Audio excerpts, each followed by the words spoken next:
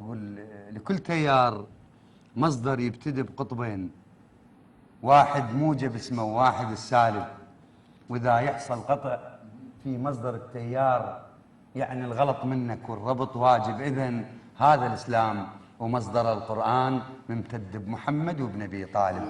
وإذا ما تحب علي بطل صلاتك دوم، لأن صحة صلاتك يما تتأشر. علي مو بالسهولة تصير منه وبي، علي الجنة بكبرها منيا ما تفتر. ليش تنغث؟ ليش تزعل يا عراق؟ ليش تنغث؟ ليش تزعل يا عراق؟ والله ما يحتاج، والله ما يحتاج كل هذا الزعل. حلو. لما تزعل أنا كني بلاية بيت، وغربة الموطن تهد حيل الجبل، أدري مثقل بالحواجز يا العزيز، ومنزعج يا موطني. نعم. وصابك ملل وأدري تنزف بس بلاية صوت، عفية صدر الطيب كم احتمل. واني اسمح لي ولو مدخل بسيط، هاي إذا تسمح وأقول لك في عجل، لأن وحدك منزعج وتحس غريب. هاي مو غرب ولا بيك الخلل.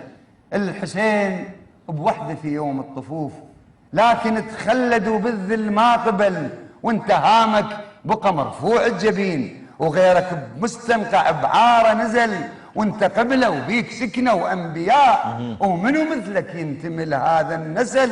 وانت مو وحدك ولا حاجه المعين، انت بالاحداق وبحضن الاهل، وانت في كل حال كلك كبرياء، وتبقى شامخ يا ابي ومثل النخل، وانت تاج الراس في كل الظروف. ويا عراق تروح لك فدوى الدول. الله. لا تقل الاخوان او ولد العمام وفزعه ترجى كنت عندك امل. هاي تربيتك، لان انت اصيل وهم ضدك شو ولا واحد خجل، وكلها تتفرج عليك بلا حياء، وكلها تطلب ثار منك يا بطل.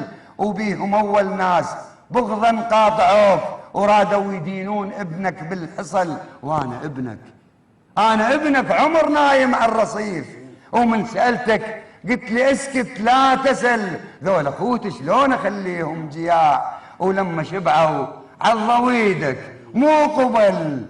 ومع ذلك يا وطن قلت لك عزيز، وبقى حبك عندي اعظم مستهل. انت رفعت راسنا بكل الظروف، وما نوفش ما حكينا من الجمل. احنا يكفينا شرف اسمك عراق، وباشر يغني لك كوكب زحل. انت اجمل لوحه صورها الاله، وبيك بس والله يحلال الغزل. وبيك بس والله. الله حياك الله.